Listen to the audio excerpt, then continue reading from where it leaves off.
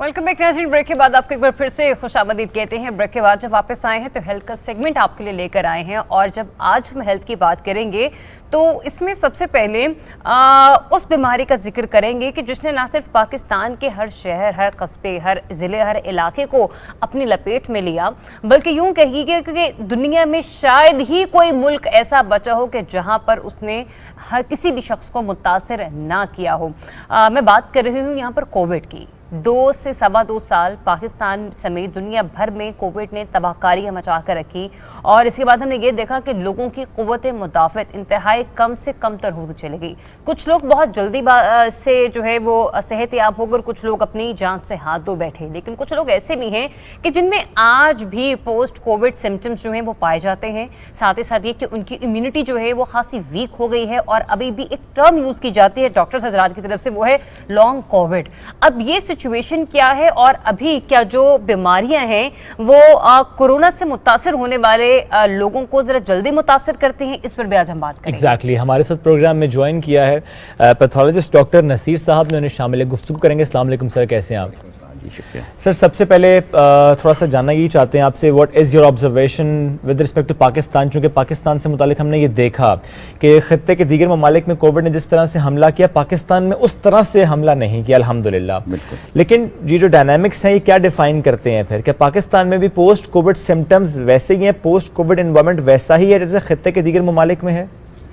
देखिए जी, पाकिस्तान 2 वजूहात की वजह से मेरे ख्याल में बच गया है, जिसको बहुत बुरा ये शदीद अटैक जो होता है ना कोविड का, शिद्दत तो बीमारी में होती है बिल्कुल, लेकिन एपिडेमिक का अपना एक अटैक होता है कि कितने लोगों को उसने अफेक्ट किया, कितने लोगों को मारा। बिल्कुल उस एरिया में पाकिस्तान को हमारी इन बिल्ट इम्यूनिटी है, क्योंकि हमें बहुत सी बीमारियों का सामना करना पड़ता है अपनी ज़िंदगियों में। जो वेस्टर्न ममालिक हैं, यूरोप है, UK, अमेरिका, वहाँ पे रिलेटिवली कम इन्फेक्शियस डिजीज़ होती हैं। तो एक ये बिलीफ है कि पाकिस्तान जैसा मुल्क, वो उसकी वजह से कुछ प्रोटेक्शन हमें मिली है। ठीक। दूसरा ऑफ कोर्स हमारा vaccination programme has been one of the most successful worldwide, even दुनिया इसको मानती है। ठीक। तो उसका भी हमें बहुत एडवांटेज रहा है कि हमारे जो इन्फेक्शन हुए हैं बड़े माइल्ड हुए हैं, और बहुत से लोग बच गए हैं। तो ये 2 वजूहात है कि हम बचे रहे हैं। और पोस्ट कोविड में हम कहाँ खड़े हुए हैं?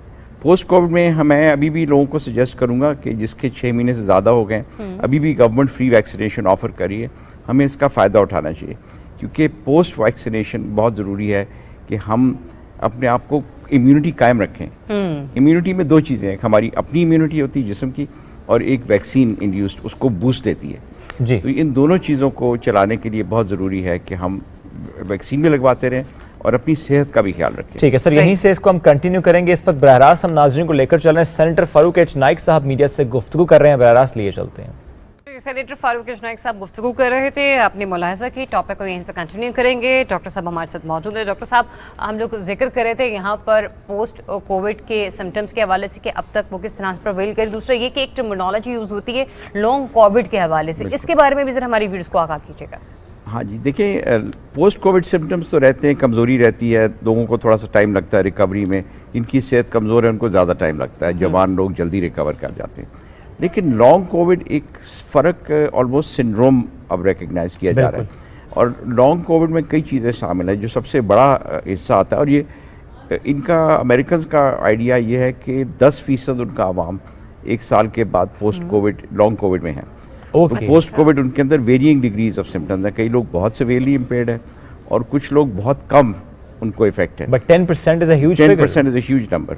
ये और अमेरिकन ने बड़ा केयरफुली डेटा, उन्होंने क्या किया कि कोविड की हिस्ट्री जिनकी थी उनको फॉलो अप करके उनसे सवालात पूछे, उनसे हिस्ट्री ली तो पता चला है। अब सर वहाँ तो सर हिस्ट्री ली गई तो मालूम हुआ, हमारे पास तो अभी ऐसा सिस्टम मौजूद नहीं है अभी।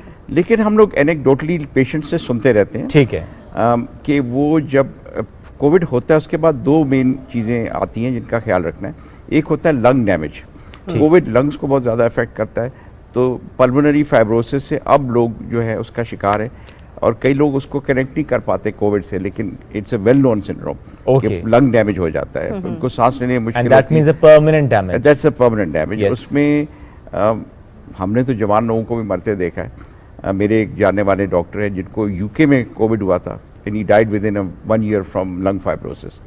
उनकी कुछ जेनेटिक टेंडेंसी भी थी टुवर्ड्स लंग फाइब्रोसिस, लेकिन विद इन अ ईयर 34-35 साल के मर्द थे, और वो उनका इंतकाल हो गया। So it is around lung का डैमेज चलता है, तो लोगों को ख्याल करना चाहिए अगर सांस बहुत ज़्यादा चल रहा है, सांस लेने में मुश्किल हो रही है, ऑक्सीजनेशन पूरी नहीं हो रही, 90 से ऊपर ऑक्सीजन नहीं रह रहा है, तो उनको फिर चेस्ट CT करवाना चाहिए, कुछ डॉक्टर से मिलना चाहिए, देखना चाहिए कि उसमें कुछ असर आ रहा है। दूसरा इज़ कोविड फॉग जिसको हम कहते हैं, post covid fog, brain fog. Brain fog is much more common than the lung it's very common, और उसके डिग्रीज भी वेरी करते हैं। उसमें कुछ लोग ऐसे हैं जो कि थोड़े से फॉरगेटफुल ज़्यादा हो जाते हैं, ख़ासतौर पर बुज़ुर्गों में आप देखेंगे कि जी नाना जी अब्बा जी को उससे पहले ठीक रहते थे लेकिन कुछ ज़्यादा भूलना शुरू हो गए। लेकिन यंगर लोगों में भी उसका इम्पैक्ट रहता है, और कई लोग एक फॉग में रहेंगे कई महीनों तक, वो चीज़ें भूलते रहते हैं, बेसिक टास्क उनको करने में मुश्किलात हो रही होती है। तो ये सारे के सारे उस 10% में आ रहे हैं जिसका मैं बात कर रहा हूँ। अच्छा, ब्रेन फॉग पे हम चाहेंगे थोड़ा सा सर और एलेबरेट ज़रूर कीजिएगा नाज़रीन के लिए कि कुछ लोगों को ज़रा ना ही टर्म मालूम है और ना ही ये मालूम है कि अच्छा कैसे होता है। फॉर एग्जांपल कोई जा रहा है, इन पोस्ट कोविड सिम्टम की हम बात करें, वो रास्ता भूल गया, क्या लेने जा रहा है वो ये भूल गया, एकदम से ब्रेन स्टक हो गया है, डिसीजन मेकिंग पावर खत्म हो गया। थोड़ा सा इसे एक्सप्लेन करें ब्रेन फॉग को। अच्छा, ब्रेन फॉग जो है ना, जिस तरह हम धुंध में हमें सड़क नहीं नज़र आती, इस तरह ब्रेन फॉग में जिन को ब्रेन फॉग होता है उनको इर्द गिर्द की जो सोच है वो उनकी बंद हो जाती है। जिस तरह आप कह रहे हैं वो कुछ स्टोर चीज़ लेने गए, भूल जाते हैं कि मैं क्यों गया था, अगर लिखा ना हो, अगर कभी ये भी भूल जाते हैं कि लिख के पर्चा जेब में डाला था, ये भी नहीं याद रहता। तो दूसरा होता है कि उनकी सोच में डिफरेंस आ जाता है। ज़रा कॉम्प्लेक्स टास्क जो हैं उनके बारे में कहते हैं नहीं ये छोड़ो मैं बाद में करूँगा, तो आप कहते पहले तो आप कर लेते थे, नहीं जी नहीं वो अभी रहने दो, तो अभी रहने दो का मतलब उनको मुश्किल हो रही है। तो ब्रेन फॉग को के लिए ऑब्जर्वेंट रहना बहुत ज़रूरी है, ख़ास तौर पे ओवर 60 इसका असर ज़्यादा हो रहा है, लेकिन यंग लोगों पे भी इम्पैक्ट आ रहा है। मेरा अपना पर्सनल एक्सपीरियंस ये है कि मुझे कोविड हुआ था जनवरी में, और फरवरी का महीना मुझे बहुत ज़्यादा प्रॉब्लम्स रहे। मतलब मैं बात करते करते भूल जाता था कि किसके बारे में बात खामोशी हो जानी, आपने बात मुकम्मल ना करना। राइट। तो ये खुद ठीक होता है कि ट्रीटमेंट होता है? ज़्यादातर तो खुद रिकवर हो जाता है। लोगों को वही जो गुड हेल्थ के लिए काम करना है, हेल्थ जिसको हम कहते हैं गुड हेल्थ, डिजीज प्रिवेंशन पे अगर करते रहें, वॉकिंग करें, इसमें बहुत सी चीज़ें आ जाती हैं अगर आप चाहते हैं तो। बिल्कुल, मैं चाहूँगा ज़रूर बताएं सर। देखिए, एक तो ये कि लोगों को ग़िज़ा अच्छी रखनी है। बिल्कुल ठीक। जब आप बहुत कोलेस्ट्रॉल रिच और मुरगन खाने खाते रहेंगे और हेल्दी डाइट नहीं लेंगे, अगर आप सब्जियां नहीं खाते, फूड में डाइवर्सिटी नहीं लाते, तरह तरह की सब्जियां खाना, गोश्त का इस्तेमाल भी करना, लेकिन हर एक चीज़ को बैलेंस में रखना। बिल्कुल ठीक। फिर उसके अलावा वॉक, रेगुलर एक्सरसाइज बहुत ज़रूरी है। अगर वो कहते हैं कि जी मैं बस थोड़ा सा चल सकता हूँ, आप उनको इनकरेज करें कि जी थोड़ा सा चलें, फिर कुछ दिन के बाद कहा जी थोड़ा सा और चल लें, तो इस तरह उनको इनकरेज करते रहना और उनको कनेक्ट करना उनके दोस्तों से, क्योंकि कोविड में लोग बंद हो गए थे, तो वहाँ उनको कहना कि जी बाहर जाएं, अपने दोस्त को बुला लें, उनके पास चले जाएं, अपनी कुकिंग क्लासेस दोबारा कर लें, तो इस रेसिपीज़ शेयर करें। तो जो चीज़ उनको इंटरेस्ट करती थी पहले, उसको दोबारा उभारना। और अच्छी जो मैं कहा था, ग़िज़ा और डाइट और एक्सरसाइज का बहुत मेजर रोल है, 3 चीज़ें। और सोशल कनेक्टिविटी का, ब्रेन फॉग में सोशल कनेक्टिविटी, वो लोग विड्रॉ कर जाते हैं क्योंकि उनको मुश्किल हो रही होती है बात करने में और समझने में, तो वो और ज़्यादा अपने आप को बंद करते हैं। तो हमने उनको इनकरेज करना है कि नहीं चले बैठे हैं, थोड़ी सी बात करते हैं, बच्चे आ गए हैं, और उनकी अपने फैमिली मेम्बर्स, हमारा फैमिली बाउंड सोसाइटी है, क्योंकि फैमिली मेम्बर्स हैं, कोई कज़न है, कोई अंकल है जिनसे उनकी बहुत अच्छी टर्म्स हैं, तो उनको बुला दिया किसी बहाने से। तो फैमिलीज़ ने बहुत रोल प्ले करना है इसमें। डॉक्टर साहब, क्या पोस्ट कोविड की जो सिम्टम्स हैं वो हमारी नफ्सियात पर भी उनका बहुत ज़्यादा असर है? देखें, कोविड का अपना भी असर ये रहा है क्योंकि हम इतना बंद रहे, तो हमको ऐसे लगा कि जैसे हम कैद में रहे हैं। इट्स अ फैक्ट, लोग कहते हैं हम तो प्रिजन में थे, हम कर ही नहीं सके, बाहर नहीं जा सके। तो उस प्रिजन से यूके अब हम निकल रहे हैं, तो लोगों का अब स्ट्रेस हो रहा है कि दुनिया बदल गई है, अब हम क्या करें। अच्छा, डर भी अभी तक चल रहा है क्योंकि कोविड गया नहीं है, कम हो गए केसेस लेकिन टोटली नहीं गए, तो वो भी डर है। और फिर लोगों से डिस्कनेक्ट हो गए हैं, तो वो भी उनको चीज़ थोड़ा सा रोकती है। तो आई थिंक लोगों को बहुत ज़रूरी है कि वो अब बाहर निकलें, अपनी सोशल एक्टिविटीज़ रिज्यूम करें, एक्सरसाइज रिज्यूम करें और हेल्थ मैनेजमेंट को रिज्यूम करें। बिल्कुल ठीक है। हाँ, इसमें कोविड में 2-3 दवाइयाँ बहुत कारआमद रही। दवाइयाँ तो नहीं है, बट हेल्दी उसको हम कहेंगे हेल्दी कंपाउंड्स।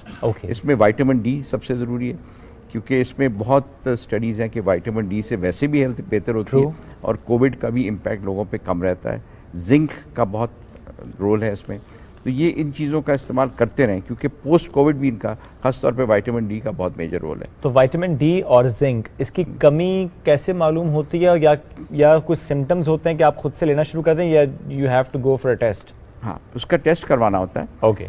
उससे आपको पता चल जाता है कि आपका लेवल कहाँ है, और उसमें ये होता है कि जब आप लेते हैं तो आप मेजर कर सकते हैं, क्योंकि आपने कोशिश ये करनी है कि उसको 30 से ऊपर लेवल को लेके जाएं। ठीक है। इसके सिम्टम्स इस तरह नहीं होते, लेकिन जो लोग बाकायदगी से लेते हैं वो खुद कहते हैं कि हमारे एनर्जी लेवल पे फ़र्क पड़ा है। ओके। ख़ास तौर पे जब एक एज प्रोग्रेस करती है ओवर 35-40 तो बहुत ज़्यादा इम्पैक्ट आता है, और डायबिटीज़ का इंसिडेंस कम हो जाता है उन पेशेंट्स में, उनका डायबिटीज़ का कंट्रोल बेहतर हो जाता है, उनका हार्ट डिजीज़ का इम्पैक्ट है। इतना ये हेल्दी एक सिंगल विटामिन है कि इसका कई बीमारियों पे बड़ा इफेक्टिव कंट्रोल लाता है। But who should go for a test and when? Actually anybody should go for a test and they should go whenever, as soon as possible. अच्छा, नहीं मतलब कोई सिम्टम ऐसा है कि आपको फील हो कि I should go for that test? अगर आप बहुत टायर्ड फील करें, लेथार्जिक तो है, लेकिन आमतौर पे vitamin D is like a supplement. ठीक है। वो जैसे आप कहना कि जी मैंने बड़ा पुअर क्वालिटी का पेट्रोल डाला है और हाई ऑक्टेन डाला है, तो आपकी गाड़ी फर्क ड्राइव करती है, ये नहीं कि आपकी गाड़ी नहीं चलेगी। ठीक है। आप सबसे सस्ता भी पेट्रोल डालेंगे, गाड़ी फिर भी चलेगी। सही। तो it's the performance that's improved, आपकी हेल्थ परफॉर्मेंस इम्प्रूव होती है उससे। सही सर। और ये जब हम इसकी बात करें तो रोज़मर्रा जैसे आजकल गर्मी बहुत ज़्यादा है तो कुछ लोग सप्लीमेंट्स लेते हैं, तो इसमें विटामिन डी अगर हम लोग अपनी डेली रूटीन में शामिल कर लें तो कितना इंपॉर्टेंट रहेगा? I think vitamin D year round खाना चाहिए। मैं तो रोज़ाना 5000 यूनिट सुबह नाश्ते के साथ खाता हूँ। ओके। क्योंकि मुझे मेरा लेवल अपना 30 से ऊपर रखना है, ये मुझे पता है। ठीक तो है। वो इस तरह इसको देखें कि ये अब हमारी डाइट, देखिए डाइट की बात भी नहीं है, हम लोग विटामिन डी मेनली बनाते हैं धूप से। अब हमारा इंडोर लाइफस्टाइल हो गया। अगर आप देखें कि गोरे टैनिंग के बहुत शौकीन होते हैं, उनको कहीं ना कहीं ये सिखाया गया कि धूप में बैठना, लेटना, कपड़े उतार के तुम्हारी सेहतमंद है, एंड दिस राइट, उनका विटामिन डी रिजर्व बढ़ जाता है उस टैनिंग से और धूप से। हम लोग धूप अवॉइड करते हैं, हम चाहते हैं हमारा रंग इफेक्ट हो जाएगा। हम कल ही हंसी मजाक में जिक्र कर रहे थे कि उनका टैन वो 30 दिन में बैठे रहेंगे ना तो उस हद तक टैन नहीं होगा, हम 30 मिनट में होकर आएंगे ना बाहर से, टैन हो गए आएंगे। लेकिन टैन सिर्फ मुंह से नहीं होता, हम लोग थोड़ा सा कपड़े भी, हम लोग कल्चरली भी बहुत ओवर ड्रेस्ड हैं। हमारी ख़वातीन को तो बिल्कुल हम लोग लपेट देते हैं, मर्द भी। यहाँ पे अगर आप शॉर्ट्स पहन के घूमेंगे तो लोग कहेंगे ये देखो। तो वो लोग तो शॉर्ट्स में आम घूमते हैं, अगर आप गोरों के मुल्क में जाए तो वो तो चढ़िया में सारा घूम रहे होते हैं शॉर्ट स्लीव शर्ट्स में। उससे भी उनका जिस्म विटामिन डी बनाता रहता है। तो that the best source is sunshine. मैं एक इंटरेस्टिंग, एक हमारे पास साहब आए थे इस पे विटामिन डी पे टॉक देने, उन्होंने क्लासरूम दिखाया, उसमें कोई 94 नर्सें थी। ओके। उन्होंने कहने कि 94 नर्सों का मैंने विटामिन डी करवाया, और 94 की 94 विटामिन डी डिफिशिएंट थी। एक 19-20 साल की खवातीन थी। ओके। फिर उन्होंने क्या किया, बाहर चले गए, लेबर जो खेतों में काम कर रहा था फैसलाबाद के करीब, ठीक। और उनका जाके विटामिन डी लेवल ड्रॉ किया, और उनका सबका लेवल नॉर्मल रेंज में था, बिल्कुल उनके सनलाइट में। तो वो कहने लगे जी देखिए इसको मुश्किल नहीं है, लेकिन हम धूप में जाते नहीं है। इंडोर हम, आप और मैं, हम लोग इंडोर्स ही काम करते हैं। Exactly. फिर हम घर चले जाते हैं, गाड़ी फिर में घर indoors जा हो रहे जाते हैं। So we have to spend some time, and उसका तरीकाकार ये कि आप सन प्रोटेक्शन लगाएं। अब तो सन प्रोटेक्शन मिल जाती है, और बाकी जिस्म पे ना लगाएं, ताकि बिल्कुल पूरा ठीक है। जिस्म जो है वो विटामिन डी बना सके। बिल्कुल, एक छोटी सी टिप आज की यही रही कि विटामिन डी डेफिशिएंसी नहीं होनी चाहिए।